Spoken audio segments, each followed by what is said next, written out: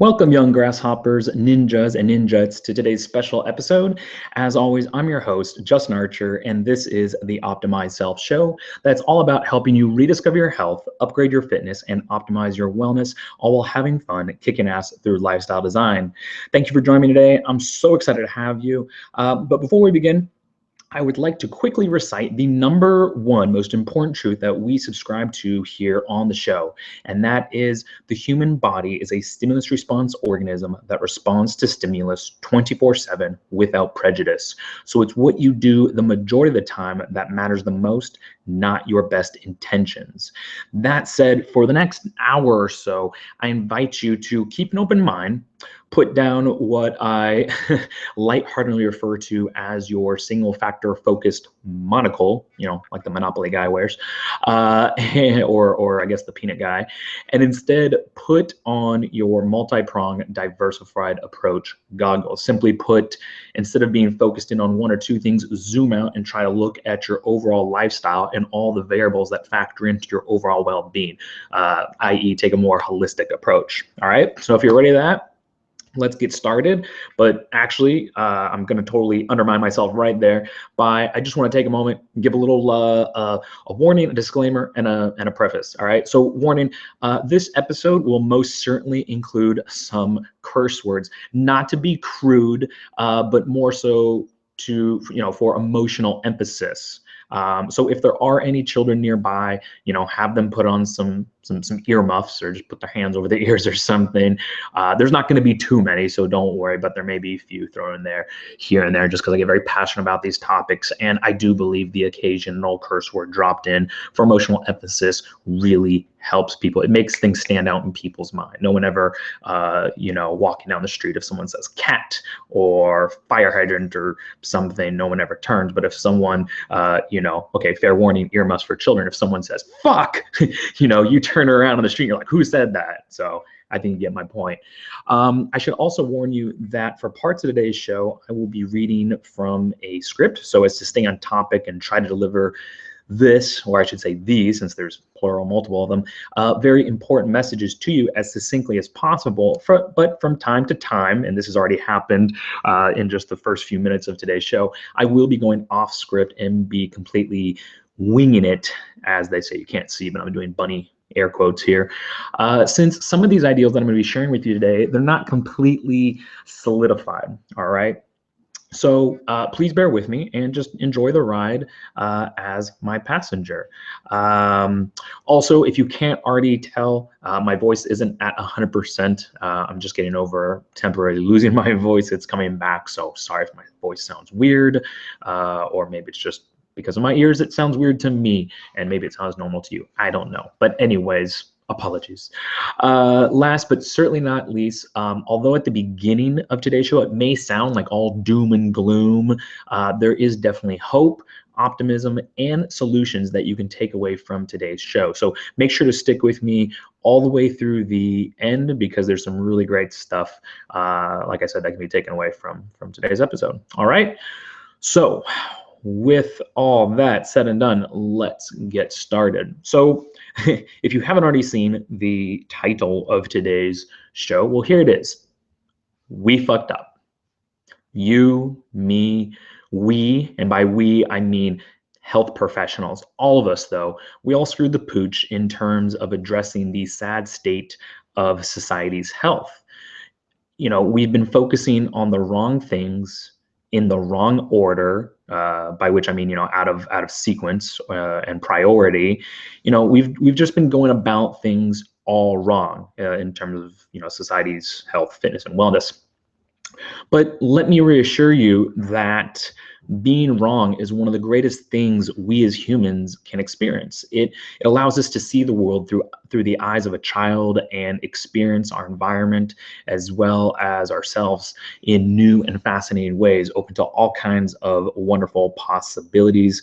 Seriously, it's awesome. It's one of the things my wife, Ani, and I'm going off script here a little bit, but what we love about traveling, I think what most people love about traveling, it's discovering new things. You may live in a nice area of the world, but if you keep seeing the same things, the same landmarks, the same people. Even as great as those things and people are, it starts to get dull and boring. So sometimes that new stuff, and especially when you're wrong, you're trying to figure out a language you don't know and you make mistakes, and then you go, oh, that didn't work. Oh, this thing did work. It's all very new and exciting. So hopefully, again, that's the kind of glass half full of today's show. All right. Getting back on topic and on script, all right. So we're all wrong, but about what and what could be done about it? Because I don't want this show just to be about really, bitching and complaining and not really have any solutions. I hate that when people say, I went to my doctor and they told me I have arthritis, or I have some osis, or I have some disease, or anything like that. And it's like, okay, what'd they say to do? Oh, well, they didn't. Oh, so they just gave you bad news and said, have a nice day. Well, that sucks.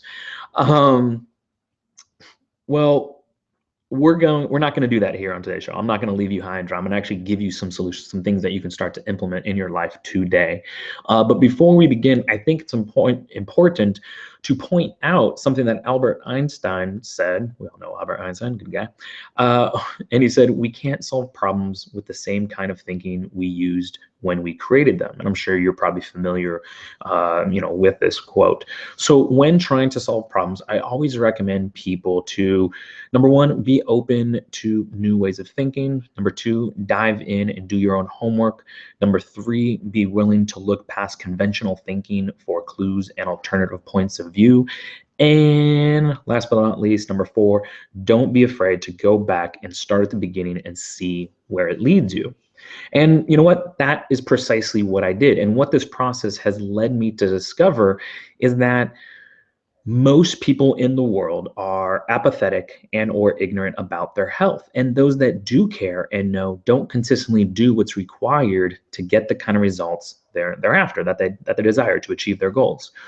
So what are you and I, what are all of us supposed to do about all this? How are we supposed to right these wrongs? Well, again, there's a couple parts of it. There's the apathy, there's the ignorance, there's the execution of once you care and once you know what to do. There's a couple parts to this problem. So we'll take these one at a time. But I'm going to pause briefly just so I can get some water.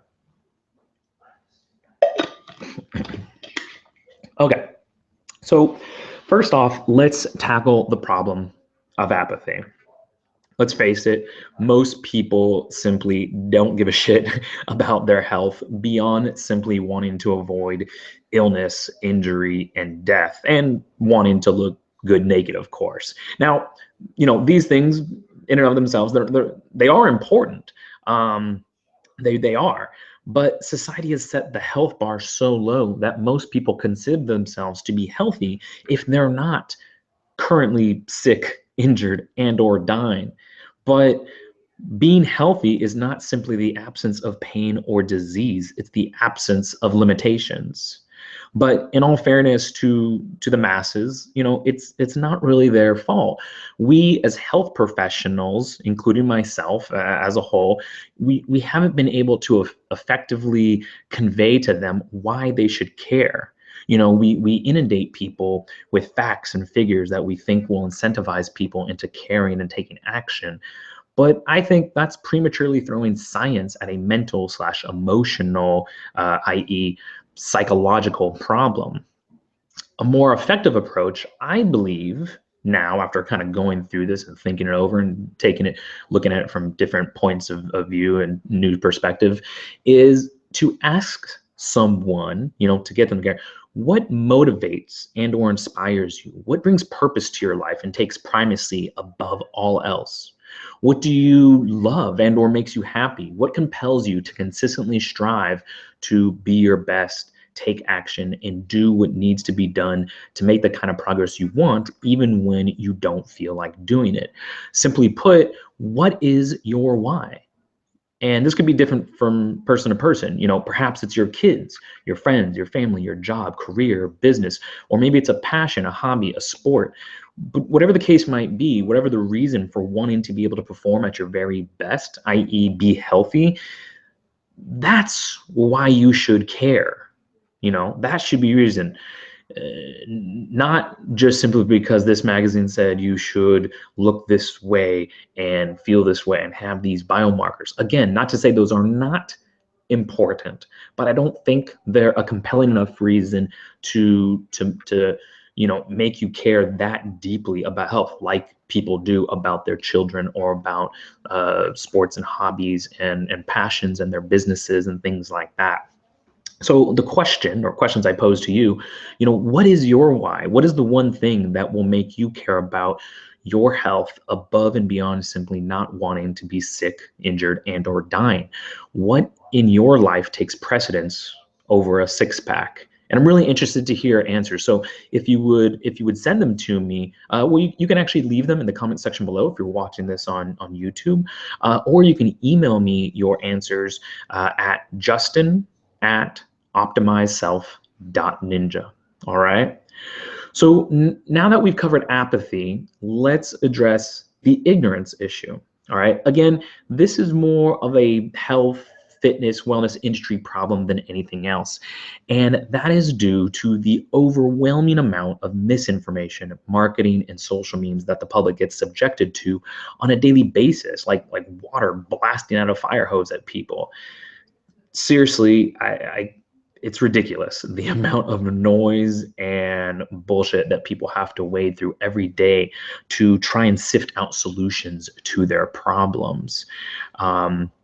And this is why, I'm not as interested in creating additional content that adds fuel to this insane firestorm of confusion that already exists. I'm really not. I mean, if it happens and it's something that is useful to people, so be it. That's great, but that's not really my purpose. That's not what I want to do.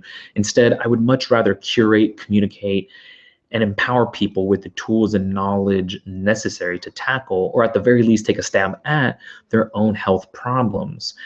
That way, people begin asking less, what do I do? And more, how/why do I do something? Which really brings up another, as I put in air quotes, making bodies better industry's failure.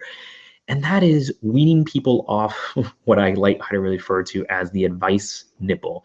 This is getting people accustomed to almost training people into saying, tell me what to do, tell me what to do, what do I do, what do I do? And instead transition them onto a more feed yourself kind of educational mindset. So that way, instead of asking or people saying, tell me what to do, tell me what to do, they say, hey, what should I learn? What should I learn so that I can solve my own problems? Because while the prior will give you a fish to eat for a day, the latter will teach you the skills necessary to fish and feed yourself for a lifetime. But unfortunately, it's getting harder and harder to get people excited about wanting to learn anything new, because the modern world has convinced most people that they do not possess the capability to even understand health, fitness, and wellness, let alone make their own informed decisions on those topics pertaining to themselves. This entail has also trained people to stop thinking for themselves and instead just outsource the responsibility of their own health to professionals, the internet, advertisements, and commercials. But again, it's not all doom and gloom. I hope to, and there are some people who I know are also striving to make this progress.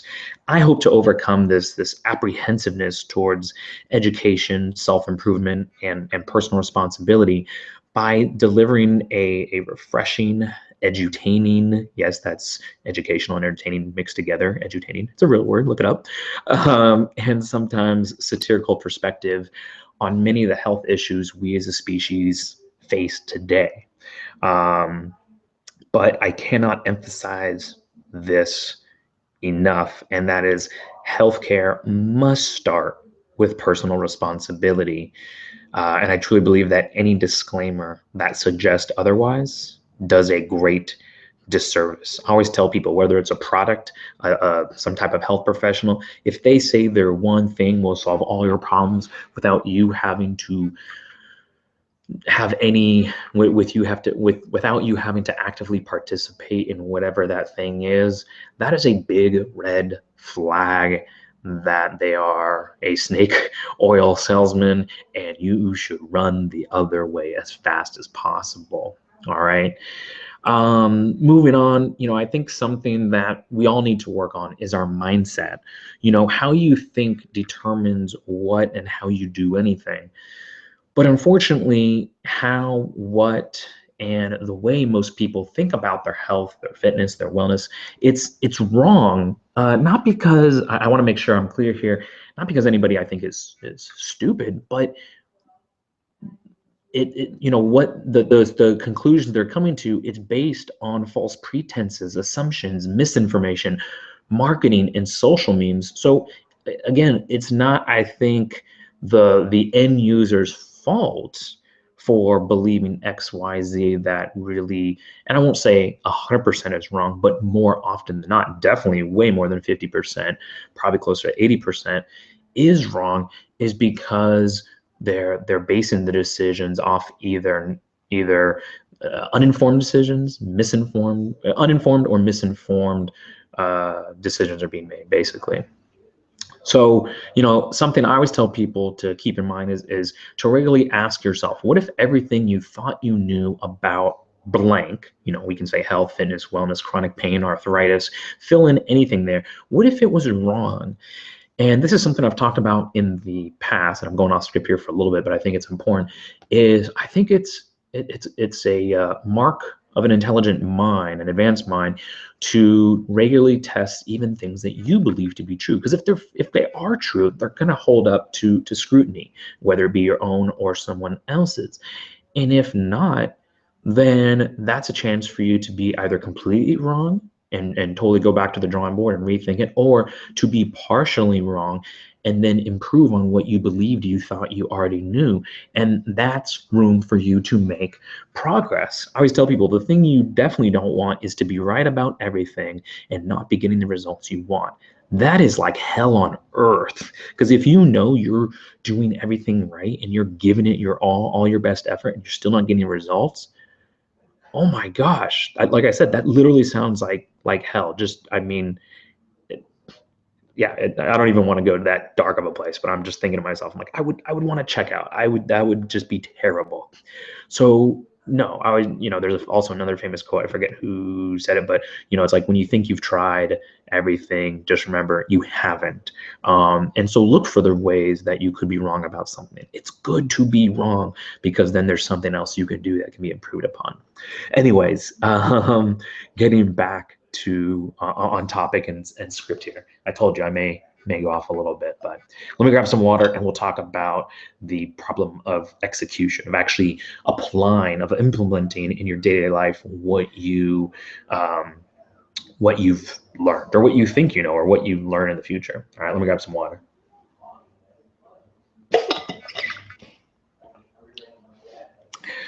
All right, so execution, the actually doing, I would say that, we already talked about most people don't care, fewer know, even fewer do, and I would say the fewest are those that are doing, like currently doing. Most people say that knowing is half the battle. We've all heard that before, to which I respond, exactly. So what about the other half? And actually, I think that's giving knowledge too much credit. If you ask me, knowing something and not executing on it and or sharing it with others is, for all intents and purposes, useless. Knowing and not doing is practically the same as not knowing. And I'll give you two examples here, two stories, or at least two things that I commonly, talking to people, kind of come up against. One is hydration, water, right? A lot of times I'll be talking to people and we're kind of evaluating their lifestyle, and they'll, we'll talk about hydration and say, yeah, you want to make sure to be drinking, as a baseline, a bare minimum of half your body weight in ounces of water per day. And they say, oh yeah, I know that. I say, great. How much are you drinking? Well, I don't know. Or if they know, maybe it's a 200-pound guy, and it's like, oh, I'm drinking 2 or 3 cups of water, and it's like, okay. And then I'll start talking about the water, and they say, oh no, I know that. And I'm like, okay, but apparently you don't know enough, or we haven't we haven't connected it with whatever they're dealing with, maybe lower back pain, maybe arthritis, maybe diabetes, maybe, you know, their brain has slowed to a crawl, so a decrease in cognitive performance.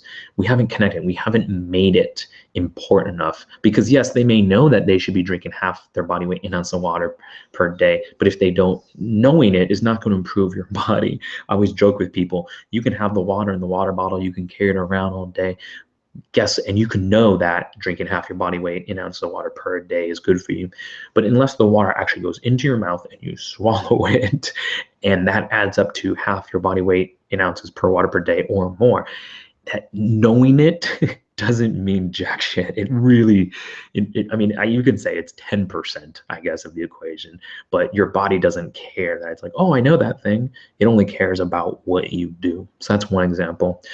Another one, so you have to actually do. Now, this next story will kind of take it to the next level. When I was working in San Diego in a clinical setting doing postural alignment therapy, I used, a lot of people would come in, back pain, knee pain, shoulder pain, whatever. And maybe it was due to an injury. And they had an injury, and they, you know, afterwards, usually after an injury, you have some type of prescribed physical therapy, otherwise known as PT. And they said, yeah, I did my PT and it was feeling good. And then I stopped. And then like 4, 5, 6 months later, it started hurting. That was a year ago. And now it's really hurting. I can barely walk on it. And I would ask them, you know, oh, so why'd you stop doing the PT? Like you said, by your own admittance, it felt good and your knee was working fine. And they're like, oh yeah, I don't know. And I would just kind of stare and blink at them and try to think like, okay, something was working. It felt good. Why did you stop it? Or I can at least see, okay, scaling back on it, but why stopping it all together? And so I always remind people that, again, yes, knowing, you can say it's half the battle. I would probably say it's more like 10% of the battle. So yes, first you have to know what to do. Then you have to actually do the thing, like we talked about drinking the water. But then in the case of the person who stopped doing their PT, it's like you have to continue doing. All right. There's a big difference between knowing, did, and doing. And I'm always reminded of Roy Vaden's the rent axiom. Actually, I don't know if he came up with it or if he got it from someone else, but anyways, it's good. And the rent axiom says, and it's about success, but you can replace the word success with anything. Success is never owned, it is only rented, and the rent is due each and every day, meaning that you can't do PT just to get over your initial injury and then go, okay, I'm good forever. I don't have to ever do anything again. That would be like, it'd be crazy to be like, wait a second, I took a shower 2 months ago. Why do I stink? Well, because you got to do it again. Or like, going to your dentist, like, what do you mean there's cavities? I brushed my teeth last year. And it's like, no, your teeth get dirty. You got to clean them each day, ideally twice a day, right? So the same thing is you have to feed your body the correct amounts and quality stimuli. I know it's not stimuluses, stimuli each and every day to achieve the desired results you want. Okay. So again, there's a big difference, a big wide spectrum of knowing something, having done something, and currently doing something. You can't say right now, oh, you're dehydrated now. Yeah, but I know to drink half my body weight in ounces of water per day, and I used to do it. Okay, well, that's great that you know. That's great that you did. That's, I guess, good that you were at one point in your life hydrated, but your body used all that proper hydration you had done weeks, months, years ago. You need to do it today. That's what matters. Okay. Let's see. So that kind of covers the apathy, the ignorance, and the execution parts. But we'll I'm sure come back to them briefly. Something I want to kind of go over to, and then we'll come back. Again, I know this may be a little bit all over the place in terms of organization, but I promise you, hopefully you should already have taken away, actually, yes, you should have taken away minimum 3 important life lessons from this. Otherwise, either A, I'm not explaining it well enough, or B, you're not listening well enough, or maybe C, a combination of those two.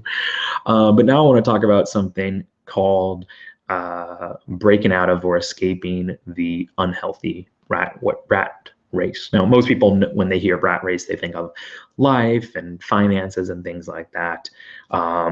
And let's talk about finances a little bit. And don't worry, this is not going to be talking about investments, but everywhere you turn, you hear about, on the news and stuff like that, income inequality and gender pay gap, which I find interesting. I mean, those two topics are interesting to me, and I do follow them.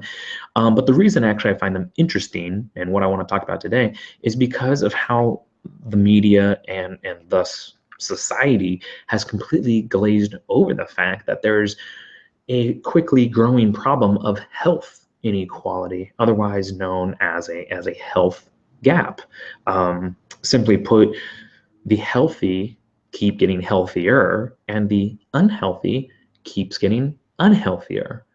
But why? I mean, we have the knowledge and the technology for people to enjoy leading pain-free and active lives without limitations. So why are so few actually doing it? I would say that probably only 20% of the world's population are living, are their optimized selves, are functioning at 100% or near 100%, let's say 80% or above, to their capacity. And most people aren't. Most people in the world, I would say 80% of the world, they're surviving. They're not thriving. And again, we're talking about health, fitness, and wellness, but you can also take that as financially, emotionally, things like that as well. But for today's, since we're mostly talking about health, fitness, and wellness, we'll keep it to that. Well, I think it's this way, or this is happening for all the reasons that we just went over and a few more. So, we will, we'll quickly review. Number one is apathy. Most people they don't care, and again, I think that's on us as health professionals to get people to care, make them aware of something, and not make it a chore to learn. And I'm trying to do this is try to simplify certain complex ideals and things. But yeah, number one is just getting people to care.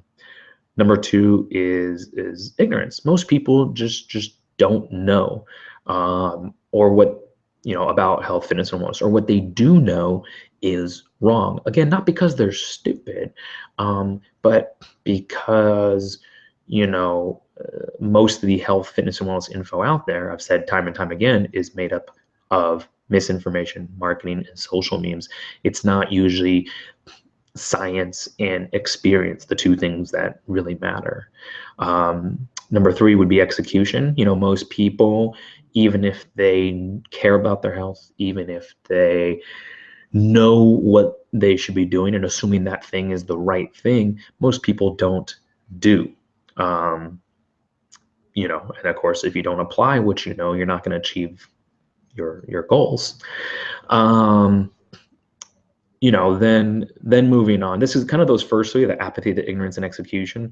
In my mind, kind of going with the whole ninja theme, I kind of refer to when people are at that stage, and we're all at that stage. We all have to start from somewhere.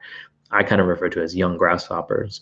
Then usually when they join the Optimized Self Dojo, or they just become aware, they care, they become aware, they're no longer ignorant about health, fitness, wellness, and they actually start doing. That's when it's like, all right, you've graduated to the the ninja or ninjet level. And now, okay, we still have to worry about apathy, ignorance, and execution, but now we take on higher quality problems. And first up is consistency. So assuming the young grasshopper has graduated to ninja or ninjet, they care, they know, they've done. Now we have to look at consistency. Are you consistently doing what you should be doing because you should be doing it because you care about doing those things for whatever that purpose is, whatever your why is. It's kind of like reverse engineering here. Because I'll admit too, as Sensei, I'll fall on my samurai sword in keeping with the theme. There's times where it's like, oh, there's this part of my health or my performance I don't like. Why is that? And you have to look at, wait, I know I should be doing this thing and I care about it. It's like, am I doing it as consistently as I should be? And oftentimes in one of the foundations of health, it's like, oh, I'm not. Okay, let me work on improving that. So consistency is important. Then you look at review. Most people don't regularly, like I just talked about, review how they're doing things. In a perfect world, I would love to see everybody, including myself, although I admit I don't always do this, every week get a review. If you think about it, as children, we got report cards to tell us how we're doing, not just in our studies, but in how we're interacting with people, how we, sharing and playing well with others and things like that. I think report cards should be given, all throughout life, by your peers, by your superiors, by those that, well, let's be honest, maybe you consider inferiors, by your partner, boyfriend, girlfriend, husband, wife, whatever, in terms of how you're doing, but also by yourself. And I always say self-evaluation is the hardest exercise. People ask about squats and push-ups and all that, squatting 2-3 times your weights, bench pressing 2-3 times. I'm like, that's easy. But when you're not getting the results you want or making the progress you want, to actually look at yourself in the mirror and be honest with yourself and not make, excuse again the language, but bullshit excuses and lie to yourself, that's the hardest exercise, I think. So review is important. Constantly be reviewing. If not once a week, once or twice a month at least would be good. But most people don't do it for a year or more. Sometimes they go with it 5 years. And it's like, hey, when's the last time we reviewed? Oh gosh, maybe it has been 5 years. Okay, so are you okay with the next 5 years of your life being either the exact same or very, very, very similar to the prior 5 years of your life? If so, don't review, because whatever you're doing to get the results you want, even if they're not the results that you desire, if you keep doing the same things again and again and again, you're going to keep getting the results you want. So if you are happy with your life, and I always hope people are, and also in their health, fitness, wellness, and keep doing what you're going to do. If not, you got to change something. And that brings us to the next problem, which is modify. After you've reviewed, ideally, because I know I rarely do, oh hey, I'm doing good here, I'm not doing so well here, I can change this, I can modify something, maybe in my environment, maybe in my mindset, maybe I can learn something new, maybe I can do something more, maybe I can do something less. But if I always tell people, this may sound crazy because it sounds so simple, but it is true. If you want to make changes in your life, you have to, get this, make changes. I know that's insane logic, but yeah, crazy. Yeah, if you want to change, you have to make changes. So that's modification. So after someone has gone from young grasshopper, they've addressed the apathy, the ignorance, the execution. They've graduated to ninja status, and they've addressed the consistency, the reviewing, and the modify problems. And now they become, a sensei. And I think everybody is a sensei in life, in their own regards. And what do I include as a sensei? Well, someone who is taking to have addressed all those things: the apathy, the ignorance, execution, consistency, review, modify. So a sensei is, I put under 3 things, which actually I heard from, I believe, Jarek Robbins, which is learn it, live it, and give it. So learn it is not only have you learned what it takes to become your optimized self, kind of to create the manual on you. You've learned it, but you also continue to learn. You can, you're not of the fixed mindset. You're of the growth mindset, that you can always be better, even if it's 1%, even if it's 0.00001% better in something in life, you can continue to. So that's the learn it part. The live it is, you take what you know or what you're currently learning, you apply it in your life. You, who said it? Was it the Dalai Lama or Gandhi? I think maybe it was Gandhi. Be the change you want to see in the world. So you not only, you don't only, how they say it, walk the walk, talk the talk, you walk the talk. All right. So you learn it, you live it, and then you give it. And this is one that I think a lot of people forget, or they wait to get to a high level like a sensei. And you can by give it, I mean pass on what you already know. Unfortunately, I think in a lot of areas of life, people are too self-consumed. They're worried about their health, their fitness, their wellness, their financial well-being. instead of looking out for others. And don't get me wrong, I think there's a time and a place to be selfish and worry about yourself. Actually, I always say, you can't give away what you don't have. So if you want to help others be healthy like I do, you have to be healthy yourself. Otherwise, how can you deliver the good you want in life? And I am definitely, and I hope you are too, in the business of doing good. Doing good is a good business. um, but yeah, try to look to the left and to the right, whoever's there with you, your friends, your family. And, I always also tell people, when you're trying to learn something new, teaching it is also a good way. So even if it's something that you feel you haven't mastered, share it with someone. Say, hey, I'm trying this thing out. I'm trying to improve this area of my life. Maybe it's your breathing, your hydration, whichever foundation of health. And I found these things to be helpful. These things I'm still experimenting with.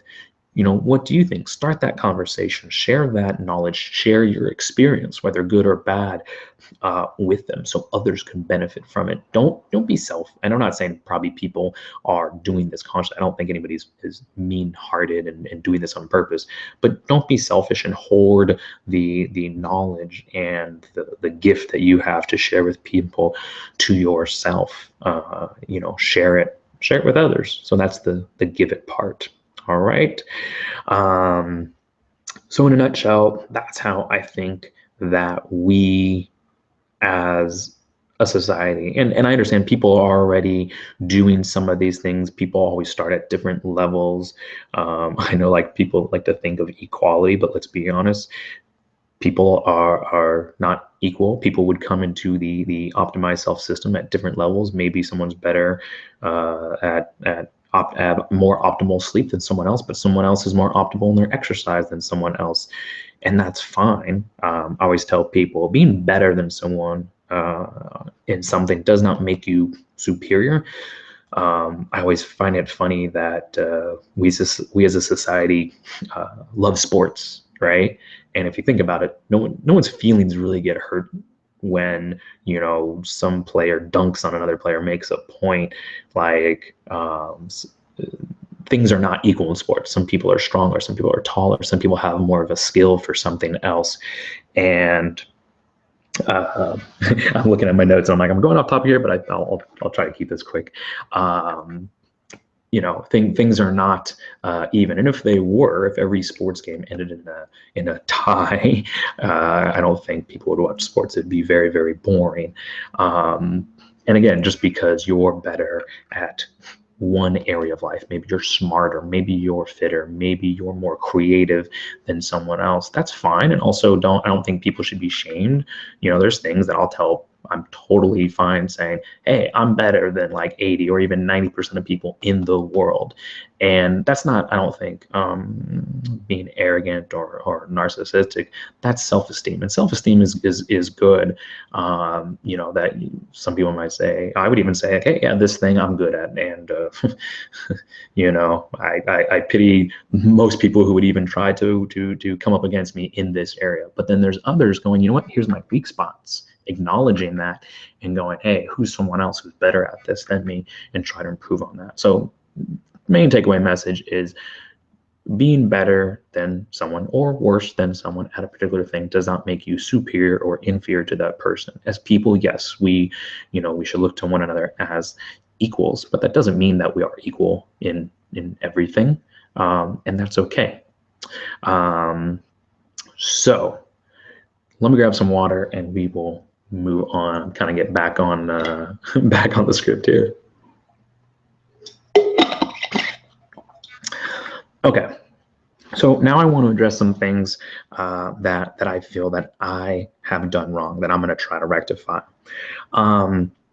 So for anybody familiar with the optimized self system, or the concept, I'll quickly go over it. The optimized self concept is, there's the regular paradigm, which is most people believe that symptoms, whether it's weight gain or chronic pain or anything, any symptoms, cause lifestyle degradation. Well, the optimized self concept is really the reverse of that, which is lifestyle degradation causes symptoms.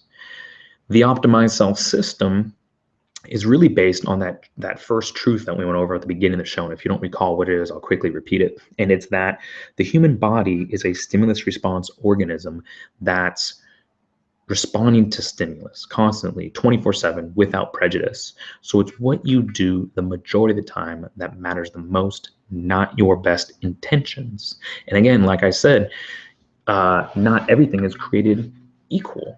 So it's not fixating on any one thing like exercise or diet. It's looking at, hey, what stimuli as humans do we need not only in order to survive, but to thrive?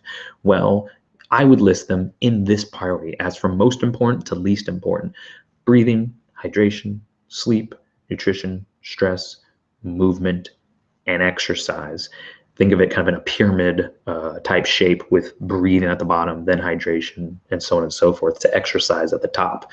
Again, the more important foundations of health being at the bottom. And then think of two rings circling that pyramid, and you have environment and mindset. And that's because although I don't include them as foundations of health, they are two variables that are always factoring into, always influencing either positively or negatively how you're doing in each of those 7 foundations of health. All right, so that's the optimized self system.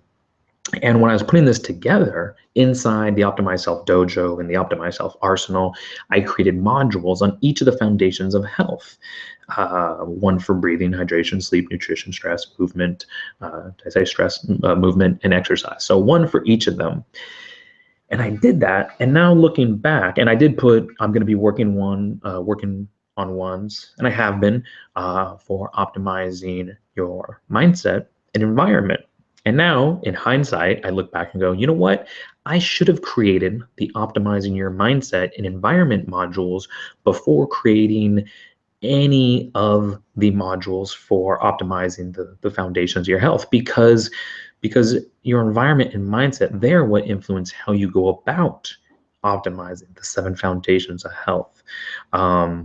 But I totally own it. It is my mistake. And the reason I did so is because I listened to everyone who said, and anybody in the health and fitness wellness industries, as I call it, making bodies better world, have heard this time and time again. Just tell me what to do and I'll do it. And as I just think of that, I sigh and I think to myself, stupid me. Because anyone else, like I said, in the biz will tell you this is just not true. Maybe 1%, and maybe that's even shooting high, of people who say, just tell me what to do and I'll do it, will actually do it. It's just not the case. And it just goes to show you that the why of something is much more important than the what or the how. And so I think by giving people the modules on each of the foundations of health, it was kind of, not that those things aren't important. Sorry if there's a beeping, there's a truck probably backing up somewhere outside. But by focusing on the foundations of health, I think I jumped the gun before going, okay, let's go after your mindset and your environment. Let's talk about those things. Let's address those things. So that way, now when we go into each of the foundations of health, it's easier.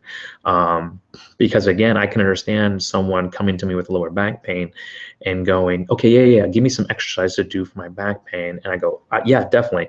But let's talk about breathing. And if their mindset is, well, breathing has nothing to do with my back pain, why should I care about it? I'm going to skip that part. Yeah, you can tell me about it, but basically you're talking and I'm just hearing Charlie Brown's teacher. Wah, wah, wah, wah, wah. I'll listen to you, yeah, blah, blah, blah, and then I'll go do the part that I asked you about, which is the exercise. But that's because most people, again, they're ignorant about, they're uninformed or they're misinformed that that proper breathing, diaphragmatic breathing, has just as much, if not more, to do with their lower back, because the diaphragm ties into the lower back, the hip flexors, which go into have attachments on either side of all your lumbar vertebra. They tie into your pelvic floor. The average human takes 22 to 30,000 breaths per day. That's assuming that you're pretty sedentary, of course, more if you're active. And that's 22 to 30,000 opportunities you have to give more blood, more oxygen, more movement to your lower back. And when it's explained in that context, then people are like, oh, shoot. So that's 22 to 30,000 opportunities I have to either make my lower back pain better or worse. And the way I'm currently doing it now is making it worse. Yeah, no, definitely. Tell me, how do I change my breathing to make it better? Because obviously you're breathing 24/7. So your breathing has much more to do than if I say, here's 30 minutes of corrective exercise. Which do you think is going to have a much bigger impact on your overall well-being? No. Let's focus on your lower back pain. 30 minutes of corrective exercise or constant 24/7 breathing. That should be go without saying, you know. So yes, that's definitely something I'm going to be turning my attention to, focusing more on the environment, the mindset. I'll give you one quick example for the environment. A lot of people will say, oh, okay, maybe going through an elimination diet, I find I shouldn't have these foods, or maybe even just from a macronutrient standpoint, protein, carbs, calories, blah, blah, blah, that kind of thing. I shouldn't eat this food, but I have a tough time, you know, because especially if I'm not feeling well, like maybe something happened, I'm depressed, I'm upset, then I eat that comfort food. You know, I go into the cabinet, I go in the fridge and I get it. And I'm like, well, yeah, because you haven't optimized your environment. You know, it's very easy, or it's very hard to avoid temptation. So remove the temptation. You can't eat a food that isn't there. So if you're trying to avoid a certain food and you know it's going to be hard to avoid it if it's in your cabinet or in just anywhere in your house, in your environment, then remove it from your environment. And then it's not impossible. Excuse me. You can still go to the store and get it, but it's a lot harder. So I'm definitely going to be buckling down and working on getting that info out to people more, is how do we work on the mindset and the environment more. So that's what I can do. Like I said, I also am working on breaking some of these more complex ideals, whether it be about mindset, whether it be something on any of the foundations of health, into shorter, easier to digest bits of information. I'm working on a new like an email autoresponder series. I'm also going to really be trying to, someone in the group said this, and I'm sorry, I can't remember who it is right now because I would like to thank you. It was either Michael or Mark. I know it started with an M. Sorry if I'm not remembering. If you're listening to this, please tell me so I can thank you. Someone said, like, you know, at certain points, like I might say something that's kind of funny and like I shouldn't try to filter that out. And I definitely think you're right. I'm definitely going to try to take a more humorous, even kind of satirical approach to some of these more serious, and let's be honest, if you're not a health or fitness geek, boring topics. Kind of think like John Oliver Last Week Tonight, if you've ever seen that show on HBO or watched it on YouTube. If you haven't, I definitely recommend you check it out. Also Daily Show, Colbert Report, things like that, making people aware of things and educating them with but putting it in a perspective that they can relate to. Because I know unless you're you know, a nutrition geek like me, you don't probably care if I start talking about medium chain triglycerides and being derived, you know, that it's MCT stands for medium chain triglycerides, and it's derived from coconut palm kernel oil, and they put it in a centrifuge, they spin it, they scrape it off. For most people, already, like me just talking about that, they've fallen asleep. But if I were to relate it to a cked video or the Kardashians or Family Guy, or just something funny that most people in the world know about, they're like, oh, okay, I get it. I can connect those two and relate. This thing is like that thing. So that's what I'm going to be trying to do in my end here in the near future. But what can you do to help? And please know I'm not speaking towards any one person specifically. I'm speaking to people in general. So I hope no one says I'm already doing that or takes any of this personally, because I'm like, no, you may be doing absolutely fine. This is just generally speaking from what I see the majority of people doing. All right. So first up, stop focusing on only one or two things pertaining to your health, fitness, and wellness. For most people, I think we'd all agree this is exercise and or diet, usually exercise. Sometimes diet, and rarely both. Realize that exercise is not the most important variable that factors into your overall well-being. Actually, it's not even close. It's important, yes, but it does not deserve the pedestal on which we as a society have placed it on. So please, for the love of God, take it down. Okay, just take it down. And just to be clear, so people aren't like telling me why exercise is important. I love exercise. I can talk about exercise. I still do a website called thepostureguy.com, which is really, really exercise based. I used to do amateur bodybuilding. I love exercise. I would even say I love exercise more than 99.9% of the world. Okay. Most people, if you want to compete with exercise, that's one thing I'll say. Even though I'm not doing much of it now, like I can put on more weight, I can manipulate my body better than most people. So just to be clear, I love exercise. I think it's great. I really do. But just because you love something doesn't make it right or more important. Exercise is part of the equation. It's part of the recipe. It's not the whole equation or recipe. Most people only spend 15 to 30 minutes per day exercising, and most are doing it wrong. And some people watching. I think I mixed watching and listening because you can't see me right now, but you can hear me. So watching, yeah, we'll go with that word. I meant to do that. Some people who are watching might go, but Justin, I work on an hour per day. Okay, let's even whether you spend 15 minutes, 30 minutes, or even an hour per day working out. Either way you look at it, it's crazy to think that the thing we spend the least amount of our lives doing is supposed to have the biggest impact on the quality of our lives. I mean, if you think about it, right? Even if you exercise an hour per day, it's what are you doing the other 23 hours? And don't you think, this should be a rhetorical question, but don't you think that what you do and how you do the rest of the things in life, the 23 others of the day, is going to have a bigger impact than on something you do 1 hour per day? And like I said, most people are not working out 1 hour per day. Most people, it's like 15 to 30 minutes. So what I'm trying to tell people is don't ignore exercise. I think exercise is important, but focus less on exercise and more on living better, also known as lifestyle design.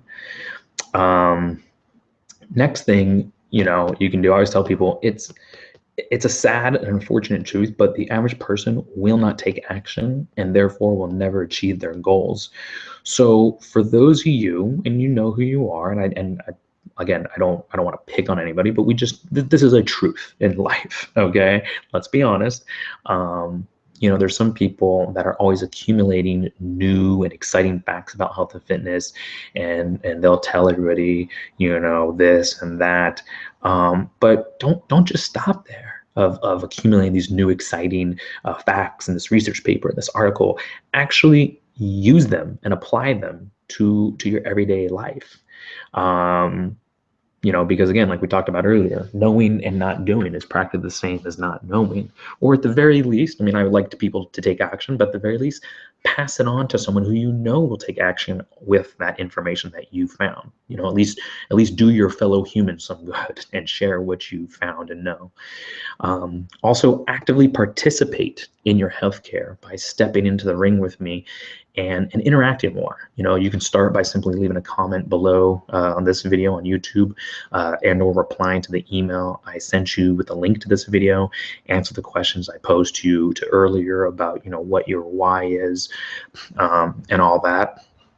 But don't sit just idly by, because a lot of times what I find is those are the people who will then come to you and say, well, this didn't work for me, this didn't work for me. And it's like, and maybe it's not even about me and my business, it's about something else. I'm like, well, did you talk to so-and-so? Did you call customer support? Did you try to work with them? Well, no. And it's like, so basically you bought something. And this I have had. Some people have bought, so they say, oh, this didn't work. Like, yeah, you bought it, but did you use it? Did you do? No. Well, I hate to be mean, but I'm like, that's your own fault. That's just stupid, to buy something and then go, well, I paid for it. It should work. That's like, even if you buy a supplement that says it'll burn fat. Oh, I bought it. I'm not losing fat. Are you taking it? No. All right. Well, you're just a moron. I think my wife's laughing in the background now. Was that you? Yeah. Yeah, she's laughing at that.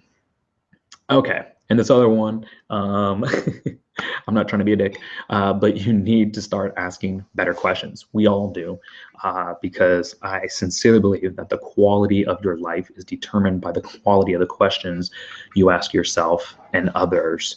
And let me clarify a little bit about the asking question. I always find that those that take the Optimize Self test, which if you haven't, you can go to optimizeself.ninja. It's the big orange red button underneath the video player. Click there. You can also just go to optimizeself.ninja/test. But I always find that those that take the test, they always ask better questions. So if you haven't already done so, go take the Optimize Self test. You don't have to pause this video, go take it right now. It only takes a few minutes to fill out. You can also text and voicemail me your questions to 619-800-2459. Again, 619-800-2459. But I always prefer people take the Optimize Self test because, again, I always get better questions. People who don't take this might be like, Justin, my lower back hurts. What do I do? And I'm like, well, shit, there's 1,000,001 things you can do. Where do I begin? I'm actually now starting to reply to those types of questions. Say, hey, good question. Why do you ask? And put the ball back in their court. And they're like, and I'm not trying to be. It's like, why is this thing important to you? What have you tried before? Like, give me something more to go off of. But those that take the Optimize Self test will say, okay, here's how I'm doing each of these parts of my life. There's multiple choice and everything. Anybody who has taken the test knows this. And then they'll ask questions like, hey, my lower back strain, do you think it's because of, in these answers I said, I'm doing this well in hydration or this well in sleep or the position I sleep in and this and that. And it's always more specific, detailed questions to which then I can always give better, more specific advice. And I like doing that because it's more contextual. It's more helpful to that individual rather than just like, why does my back hurt? What do I do? And it's like, here's all this. Go try something. Because really, when people ask that question, that is the best that I can do. And also, before you ask me any questions pertaining to exercise, stop, pause, and ask yourself, why am I asking about exercise? What's the point? Is exercise the most efficient means of achieving my goals? And have I already addressed my breathing, hydration, sleep, nutrition, stress, movement, environment, and mindset? If not, then please ask about those things before asking your exercise questions, because exercise questions, they're neither good nor bad. Some people say, oh, there's no stupid questions. Yeah, there is. And maybe that's the mean way of saying it, but so let me make it nicer. There are high quality questions and there are poor quality questions, and there are also questions that are not asked at the right time. So exercise questions, I don't think that they're neither good nor bad, high quality or poor quality. It really depends on the timing and the context in which they're asked. Unfortunately, though, most people ask them prematurely and out of context of their holistic well-being. This then leads to them getting a lousy ROI, a return on investment, for the time and effort they put into exercise, which sucks no matter who you are and what your goals are. Simply put, I don't want to see someone's suboptimal lifestyle, like their breathing or hydration or any other foundations of health, hold them back from excelling in exercise, working out, stuff at the gym or anywhere else in their life. And unfortunately, I see that way too often, someone trying to exercise themselves better, when it's like, oh my gosh, you're trying to excel in exercise, but in the other 6 foundations of health, you've got your parking brake on. No wonder you're not going anywhere fast or not going anywhere at all. Or, oh, why you just had that injury. It's because you're trying to make the biggest changes in your life with the thing that takes up the least amount of time. And yeah, you may be going all out, balls to the wall, 200% at it, but you're not giving your body the proper building blocks, the foundations of health, the breathing, the hydration, the sleep, the nutrition, the stress, the movement, for which exercise to sit on, and you actually get the results you want out of exercise. Okay. So again, not against exercise, just make sure you're not prematurely interjecting a complex, more demanding stimuli like exercise into the equation or recipe that is your life before getting certain things down. again, a lot of times, little side story here, and this is definitely kind of the type A personality thing. When I was working in San Diego, people coming to me just doing postural alignment therapy, people are like, "Oh, when do you think I'm going to get back into the gym?" And I'm like, "Well, that's great to have that mindset to want to get back in the gym," but I'm like, "You came with leaning and hanging on your wife, hobbling in here," and they're like, you think tomorrow, maybe next week?" I'm like, "You can't even stand." And then we do an evaluation of their breathing. I'm like, "You can't even breathe correctly." Like, I'm excited that you have this goal to get back to the gym, but it's like, how about we set a goal to just for you to breathe correctly? Um, and then it's like, oh, okay, well, we're gonna do some exercise. Go lay down on your back. And I can see them really struggle with it. And again, I'm like, why are you concerning yourself with squats and bench presses when you can't even lay down on the fucking ground right? Again, no, don't excuse my language. It's there for a reason, So it's that kind of. I appreciate their gusto to want to get there, but just like a child, you gotta crawl before you walk, before you run, before you do freaking cartwheels and backflips. You don't just take a infant from the womb and like just throw it on the ground and go do cartwheels and backflips and gymnastics movements, baby. Like, that's insane. That's you know I, I'm sure that's child abuse. So don't abuse your body. Don't ask your body to do these complex things when you're not giving it the proper foundation and building blocks for which it to be able to do, like, exercise off of. Hopefully that makes sense. Anyways, let's see. I think we covered that. And I think that actually covers a lot of today's show. I am working on better conveying this message and these ideals to people. So one more request I would have from you is if you can please tell me what you heard me say. Not repeat back to me. You don't have to say like verbatim what I said, but if you could just explain in your own words what you heard me say today, as if you were telling it to another person, that would be great. I would really appreciate it. It'd be very helpful, and tell me, does what I said make sense? Does it not make sense? Do you agree with some of it? Do you disagree with other parts of it? Is there something that can be proved upon? Could it be something that could be added, taken away, expressed in a different way that would be more clear, that kind of thing? Because I really, really appreciate your input, as I'm sure those that hear these messages and ideals in the future will as well. And if you're interested in learning more about the optimized self concept, the system, and the overall philosophy, make sure to check out the about the optimized self system video. And I'll link to that in the show notes below on YouTube, but it's basically just optimizeself.ninja/about. Okay, so take a look at that. I'll probably be in the future doing an updated version of that. So keep on the lookout for that. And I think that about covers it. Thank you all very much for joining me today.